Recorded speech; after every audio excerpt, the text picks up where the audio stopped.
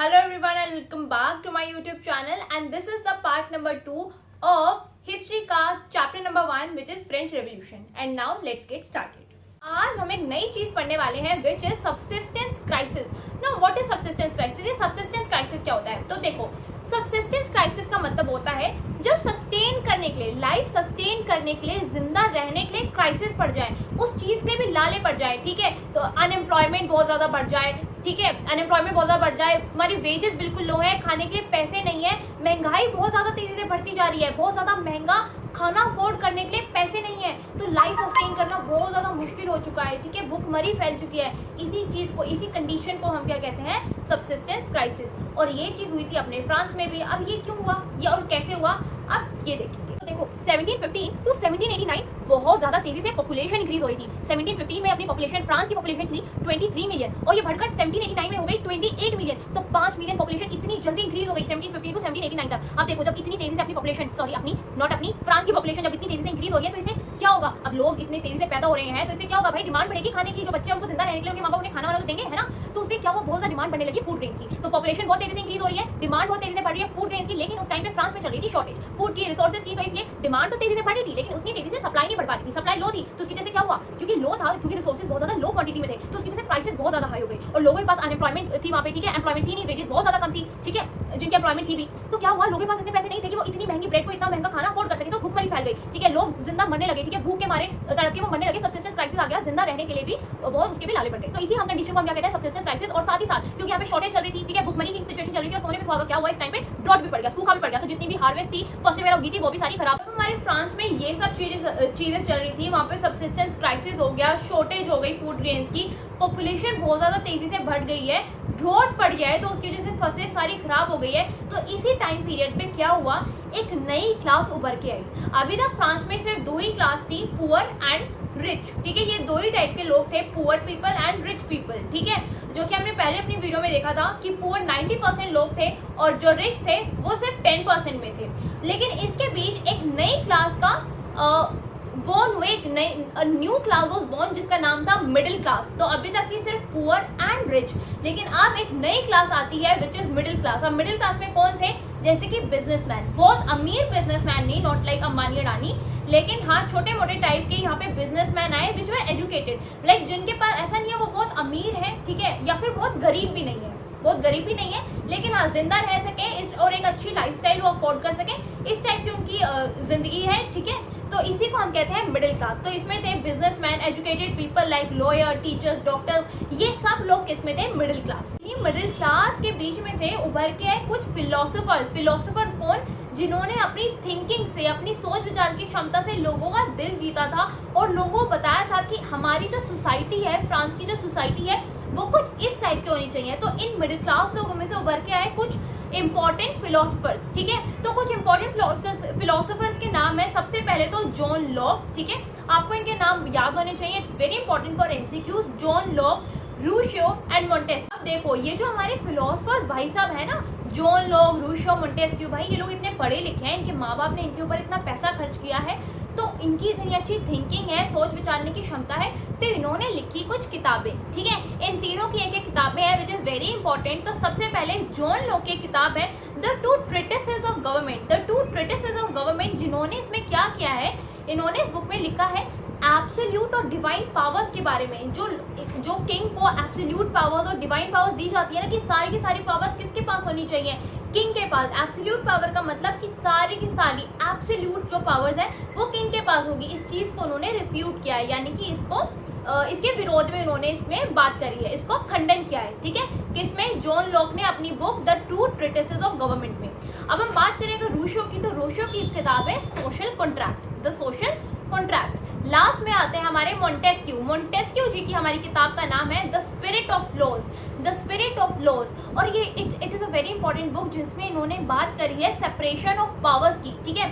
अब देखो, जैसे जॉन लॉक ने तो बात करी कि किंग के पास एब्सोल्यूट पावर्स नहीं होनी चाहिए, ठीक है, उसी तरह से मोंटेस्क्यू ने कहा कि अगर उनके पास एब्सोल्यूट पावर्स नहीं होनी चाहिए, तो यानी कि सेपरेशन ऑफ पावर होना चाहिए ना। तो इनकी जो ये बुक है द स्पिरिट ऑफ लॉज, इन्होंने इसमें इसी चीज की बात करी है, सेपरेशन ऑफ पावर्स की, कि किस तरह से लेजिस्लेटिव और एग्जीक्यूटिव, ये जो दो इंस्टीट्यूशंस होते हैं, लेजिस्लेटिव एंड एग्जीक्यूटिव, ये सेपरेट होने चाहिए, एक नहीं होने चाहिए। पावर्स इन दोनों के पास डिफरेंट होनी चाहिए, डिवाइडेड होनी चाहिए, लेजिस्लेटिव एंड एग्जीक्यूटिव। अब हम बात करेंगे, अगर आप लोगों को याद है तो हमने अपनी फर्स्ट वीडियो में बात किया था फ्रांस की सोसाइटी के बारे में, कि फ्रांस की सोसाइटी 3 पार्ट्स में या फिर 3 एस्टेट्स में डिवाइडेड थी, और वहाँ पे किंग क्या करने वाले थे, न्यू टैक्सेस इम्पोज करने वाले थे। अब वो न्यू टैक्सेस इम्पोज उन्होंने कैसे किया, कर पाए या नहीं कर पाए, और अगर कर दिया तो उसके बाद क्या हुआ, अब हम वो समझेंगे। नाउ जस्ट इमेजिन 5 मई 1789 का दिन है। कौन सा? 5 मई 1789, ओके। और किंग ने स्टेट जनरल की मीटिंग बुलाई हुई है, और इस मीटिंग में तीनों स्टेट के लोग गए हुए हैं, फर्स्ट स्टेट के भी, सेकंड के भी, थर्ड के भी। फर्स्ट के कितने? 300, सेकंड के 300 और थर्ड के 600, ठीक है। तो इन दोनों के 600 और इस अकेले के 600 पीपल गए हुए हैं। अब देखो भाई, डिस्क्रिमिनेशन की हद देखो, ये जो दोनों, ये जो 300 जो लोग हैं क्लर्जी और नोबिलिटी के, ये तो वहाँ पे जाके आगे चेयर्स पे बैठे हुए हैं, जो उनकी मीटिंग चल रही है वहाँ पे बहुत सारी चेयर्स हैं, वो लोग, ये दोनों जो स्टेट के लोग हैं, ये वहाँ पे मस्त अपने फ्रेंड्स वगैरह के साथ वहाँ पे चेयर्स पे बैठे हुए हैं। और जो थर्ड स्टेट के लोग हैं, कॉमन पीपल, ये लोग उनके पीछे खड़े हैं, उनके बैठने के लिए कोई अरेंजमेंट नहीं है, कोई चेयर्स वगैरह उनके लिए नहीं लगाई गई है, वो लोग पीछे खड़े हैं, ठीक है। और अब वो लोग करने क्या गए हैं वहाँ पे, भंडारा खाने नहीं, वो लोग वहाँ पे वोट करने गए हैं। अब देखो वोटिंग का क्या सिस्टम है, वोटिंग का वहाँ पे ये सिस्टम है 1 स्टेट 1 वोट, ठीक है, कि एक स्टेट कितने वोट देगी, 1 वोट, ठीक है, 1 स्टेट 1 वोट, यानी कि क्लर्जी वाली state 1 vote, nobility 1 vote, and वो पूरा कॉमन पीपल मिला के 1 वोट, यानी टोटल 3 वोट्स, ठीक है। अब देखो यहाँ पे क्या हो रहा है ना, जो टैक्सेस, न्यू टैक्सेस इम्पोज होने वाले हैं, ठीक है। और मैंने आपको बताया कि फर्स्ट और सेकंड स्टेट के पास क्या है, प्रिविलेजेस हैं, उन प्रिविलेजेस हैं उनके पास, तो बर्थ से ये अधिकार है, ये एक विशेष अधिकार है कि वो टैक्सेस के उनका छुटकारा है, उन्हें कोई भी टैक्स पे करने की जरूरत ही नहीं है। तो भाई एक बात बताओ कि न्यू टैक्सेस इम्पोज करने वाला है, और उन दोनों को पहले ही बताया कि भाई इम्पोज करो मत करो, हमें तो वैसे ही नहीं भरना, ठीक है, हमें तो वैसे तब नहीं कुछ करना, अब नहीं कुछ करना। तो भाई अगर ये न्यू टैक्सेस इम्पोज होने भी वाले हैं तो ये लोग मना क्यों ही करेंगे, ठीक है। इनको क्या ही नुकसान है इसमें, इनको तो बल्कि फायदा ही होगा, एक तो है ना, अमीर तो है, तो किंग के प्यारे भी हैं, तो इनका तो क्या होगा, हाँ में वोट जाएगा, नोबिलिटी का भी हाँ में वोट जाएगा, तो उनका 1+1 कितने वोट्स, 2 वोट्स हो गए। और बेचारे बच्चे कौन, कॉमन पीपल, तो उनका कितना वोट काउंट होगा, ओनली 1 वोट, ठीक है। तो उनके तो 600 मिला के सिर्फ 1 वोट, ठीक है। और यहाँ पे नोबिलिटी और क्लर्जी 300 600 मिला के इनके पास 2 वोट्स, तो इनकी तो मेजोरिटी हो जाएगी और वो फिर से माइनॉरिटी में रह जाएंगे।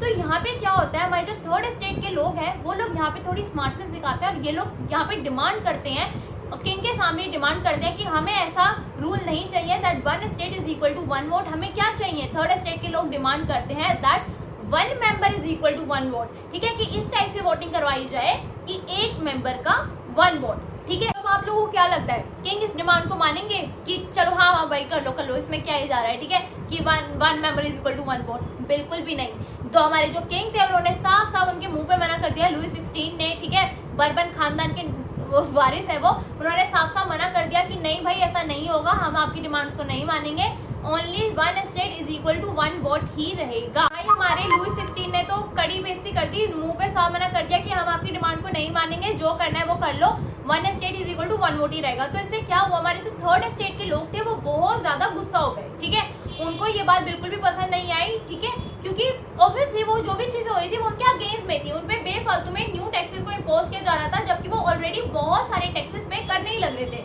ठीक है। तो अब क्या हुआ, जो भाई ये जो लोग थे, ये लोग इन्होंने they started boycotting, people boycotted the meeting, तो वो मीटिंग को उन्होंने बॉयकॉट किया और वो असेंबली हॉल से बाहर निकल गए, और असेंबली हॉल से वो सारे के सारे जो लोग थे कहाँ पे चले गए, एक टेनिस कोर्ट के पास, ठीक है। तो they assemble in a tennis court, एक वर्सेल्स का एक टेनिस कोर्ट है, वो वहां पे जाके असेंबल हो गए।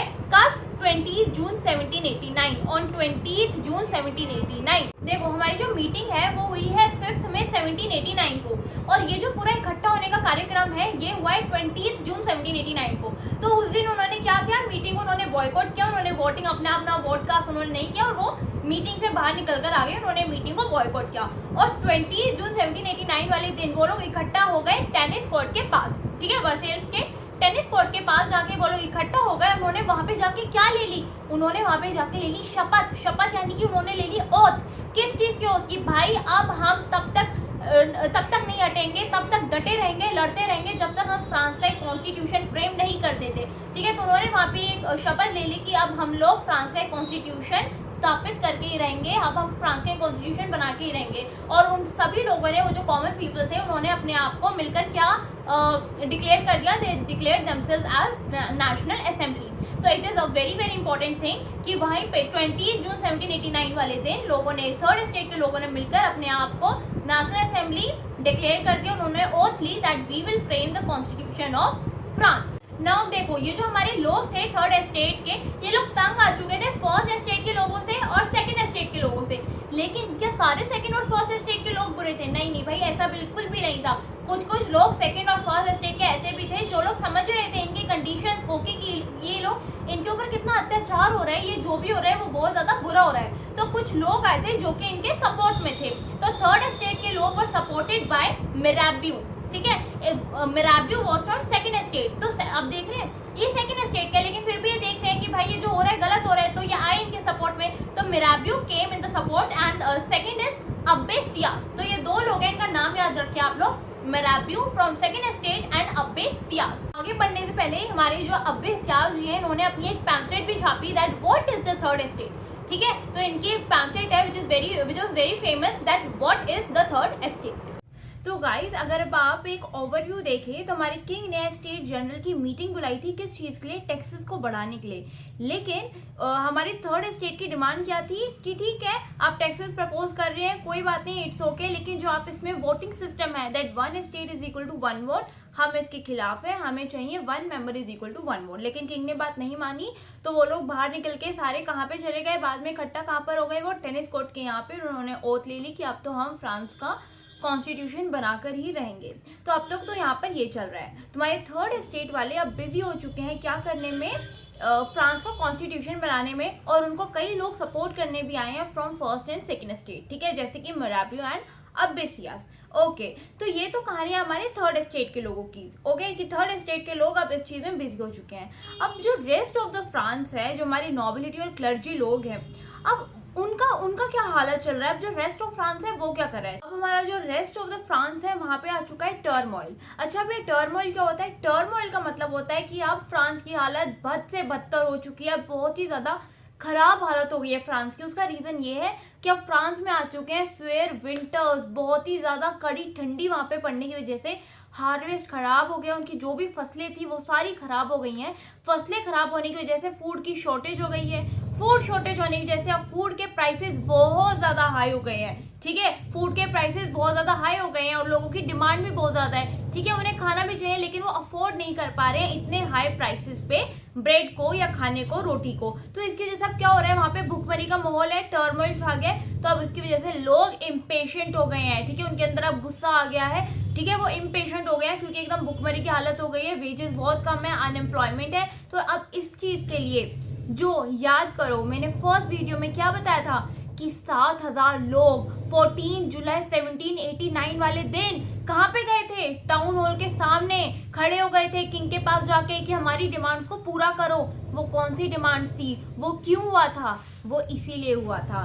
तो अब हम फाइनली हम कहाँ पे थे? हम फ्लैशबैक में अभी हम पूरी अपनी कहानी पढ़ रहे थे कि 14 जुलाई 1789 वाले दिन जो इतना बुरा जो एक कांड हुआ था बैस्टाइल जेल वाला, वो क्यों हुआ था?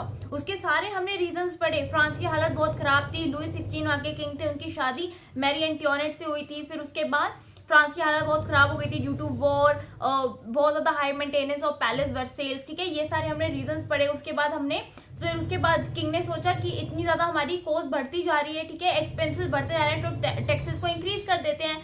लेकिन थर्ड स्टेट वालों ने इस चीज के लिए मना कर दिया। उन्होंने अपनी एक न्यू डिमांड रखी that 1 member is equal to 1 state, लेकिन किंग ने उनकी बात मानने से मना कर दिया। तो उन्होंने अपनी बना ली एक नेशनल असेंबली बना ली। तो ये तो कहानी है रेस्ट ऑफ द फ्रांस की। अब बच्चे को नॉबिलिटी एंड क्लर्जी। अब वहां पे रेस्ट ऑफ द फ्रांस में क्या सिचुएशन चल रही है? वहां पे आ गया टर्मोइल भाई, अब स्वेयर विंटर्स आ गया, बहुत ठंडियां पड़ गई हैं, तो अब यहाँ पे भुखमरी की सिचुएशन हो गई है, फूड के प्राइसेस बहुत हाई हैं। तो इसी रीजन से हमारे 7,000 लोग फ्रांस के कहाँ पे चले जाते हैं? In front of town hall, अपनी डिमांड्स रखते हैं कि प्राइसेस कम रखो, प्राइसेस कम करो, हमारी वेजेस बढ़ाओ, एम्प्लॉयमेंट बढ़ाओ कंट्री में। और लेकिन ये डिमांड्स किंग मानने से मना कर देते हैं और इसलिए लोग गुस्से में कहाँ पे चले जाते हैं, बेस्टियल जेल के यहाँ पे, which is nothing but a prison come fort. ठीक है, it's a prison come fort.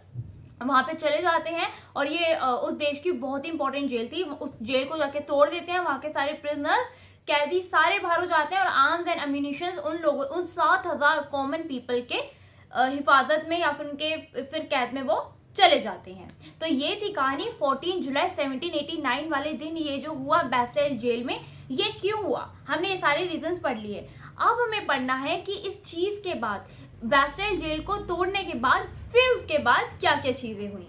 Now it is the most interesting part of the chapter, क्योंकि अब यहाँ पे हमारे फ्रांस में फैल चुका है एक र्यूमर। र्यूमर का मतलब पता है आप लोगों को, अफवाह। ठीक है, चलो कमेंट करके जरूर बताना आपने कभी कोई अफवाह वगैरह के बारे में सुना हो या फिर कभी तुम्हारी कोई अफवाह वगैरह उड़ी हो स्कूल में। चलो ठीक है, तो अब हमारे फ्रांस में उड़ चुकी है एक अफवाह। ठीक है, एक र्यूमर वहां पे फैल चुका है। क्या र्यूमर फैल चुका है, तो थर्ड एस्टेट वालों के लिए एक र्यूमर ये फैल चुका है कि सेकेंड एस्टेट वाले लोग आ रहे हैं, थर्ड एस्टेट वाले जो कॉमन पीपल है उनकी फसलों को खराब करने के लिए। ठीक है, कि सेकेंड एस्टेट वाले भाई मतलब वो बहुत गुस्से में है कि तुम लोग ऐसे उठ के वहां से चले गए थे, इसलिए अब वो बहुत गुस्से में और अब वो भड़बड़ाते हुए आ रहे हैं थर्ड एस्टेट की सारी फसलों को खराब करने। और ये बात किसको पता चल गई, थर्ड एस्टेट वालों को। लेकिन ये सिर्फ एक र्यूमर था, लेकिन थर्ड एस्टेट वालों ने इसे सच मान लिया। तो वो लोग कहाँ पे चले गए, ये चीज पहले हो, ठीक है, ये चीज हो उससे पहले थर्ड एस्टेट वाले लोग चले गए सेकंड एस्टेट वालों के घरों में और वहां पे जाके उन्होंने लूटपाट करनी शुरू कर दी। वहां पे उनको मारना, लूटपाट करना, उन्हें उनके घरों में चोरी चकारी ये सब करना स्टार्ट कर दिया। ठीक है, तो इसकी वजह से पूरे फ्रांस में क्राइम का रेट, डर, ये सब चीजें इतनी फैल गई। जो फ्रांस की हालत थी, स्वेयर विंटर्स तो थे ही, हार्वेस्ट तो खराब हो ही गई थी, बेस्टियल जेल में इतना वो हो ही गया था। उसके बाद फ्रांस की हालत दिन पे दिन डिग्रेड होती ही जा रही थी और किंग के हाथ से सिचुएशन बाहर निकलती जा रही। नाउ गाइस, क्योंकि अब हमारे फ्रांस की जो हालत है वो दिन पे दिन डिग्रेड होती जा रही है, लुई 16 हमारी किंग जो मोनार्क है फ्रांस के, उनके हाथ से सिचुएशन बाहर निकलती जा रही है। अब वो ढंग से सब चीजों को संभाल नहीं पा रहे हैं, लूटपाट का माहौल बन गया है, डर का माहौल बन चुका है फ्रांस में। गाइस, अब इन सब चीजों को देखते हुए हमारे जो लुई 16 है वो फाइनली रिजाइन कर देते हैं, वो सरेंडर कर देते हैं। ठीक है, तो अब इससे क्या होता है, अब लुई 16 ने फाइनली कांग्रेचुलेशन सरेंडर कर चुका है और अब वो जो अपने मोनार्क के पद पे थे, ऐसा नहीं है वो मोनार्क के अपने पद से, अपने थ्रोन से हट चुके हैं, नहीं, वो अभी भी किंग है। लेकिन अब उन्होंने नेशनल असेंबली किसने बनाई थी, थर्ड एस्टेट के लोगों ने, उनने रिकॉग्नाइज कर दिया है। ठीक है, अब फ्रांस, देखो आपको अगर ये चीज ना समझ में, मैं फिर से समझाती हूँ। अब फ्रांस में आ चुकी है guys constitutional monarchy. Constitutional monarchy आ चुकी है। मोनार्की क्या होता है, मोनार्की का मतलब होता है राजा का राज चलेगा। ठीक है, राजा जो कहेंगे वो चलेगा, उनके ऊपर कोई भी कंट्रोल एंड चेक कुछ भी नहीं है, चेक एंड कंट्रोल कुछ भी नहीं है। ठीक है, कोई उनको कंट्रोल नहीं कर सकता, कोई उन्हें ये नहीं कह सकता कि आपने ये गलत किया या आपने ऐसा क्यों किया, ये तो हमारे हित में भी नहीं है। ठीक है, हमें इससे कोई फायदा नहीं हो रहा है, उनसे आप कोई क्वेश्चनिंग नहीं कर सकते, किंग का जो मन करेगा वो करेंगे। तो ये तो होती है हमारी मोनार्की। लेकिन कॉन्स्टिट्यूशनल मोनार्की का मतलब होता है कि मोनार्क तो रहेंगे, राजा तो रहेंगे, लेकिन उनके जो भी राइट्स हैं, जो भी ड्यूटीज हैं, जो भी पावर्स हैं, वो सब किसमें दिए गए होंगे, कॉन्स्टिट्यूशन में। ठीक है, जैसे कि just like in democracy, India में डेमोक्रेसी है, हमारा कॉन्स्टिट्यूशन भी है, तो प्राइम मिनिस्टर के या प्रेसिडेंट के जो भी राइट्स हैं, जो ड्यूटीज हैं, जो पावर्स हैं, वो सब चीजें किसमें लिखी हुई हैं, कॉन्स्टिट्यूशन में। यानी कि कोई भी यहाँ पे एब्सोल्यूट पावर नहीं है कि सारी पावर उनके पास नहीं, ऐसा नहीं है कि वो मनमानी अपनी कर सकते हैं, कुछ भी कर सकते हैं, नहीं, जो जितना कॉन्स्टिट्यूशन में दिया गया है सिर्फ उतनी ही वो पावर को एक्सरसाइज कर सकते हैं और उन्हीं एरियाज में वो काम कर सकते हैं। तो ऐसे ही होती है कॉन्स्टिट्यूशन मोनार्की की, मोनार्क तो रहेंगे, राजा तो रहेंगे, लेकिन काम वाम वो सारा किसके हिसाब से करेंगे, कॉन्स्टिट्यूशन के हिसाब से। और ये कॉन्स्टिट्यूशन बनाया किसने है, नेशनल असेंबली ने। गाइस, अब दिन है 4 अगस्त 1789 का। अब फाइनली हमारी जो नेशनल असेंबली है वो रिकॉग्नाइज हो चुकी है और कॉन्स्टिट्यूशन फ्रांस में एस्टैब्लिश हो चुकी है। और अब हम पढ़ेंगे कि हमारी नेशनल असेंबली ने मिलकर क्या क्या चीजें अबोलिश करी या फिर उन्होंने क्या क्या नए राइट्स वो लेकर आए। ओके, तो देखो, सबसे पहले तो उन्होंने कॉन्स्टिट्यूशन में हटा दी सारे के सारे प्रिविलेजेस को, बर्थ प्रिविलेजेस को। जैसे कि हम पढ़ते आ रहे थे कि फर्स्ट एंड सेकंड स्टेट वालों के पास थे प्रिविलेजेस, बर्थ प्रिविलेजेस, कि उनको कोई भी टैक्स पे करने की जरूरत नहीं है। लेकिन हमारे थर्ड स्टेट वालों ने मिलकर ये जो भी प्रिविलेजेस थे, बर्थ प्रिविलेजेस, सबसे पहले तो इनको अबॉलिश किया।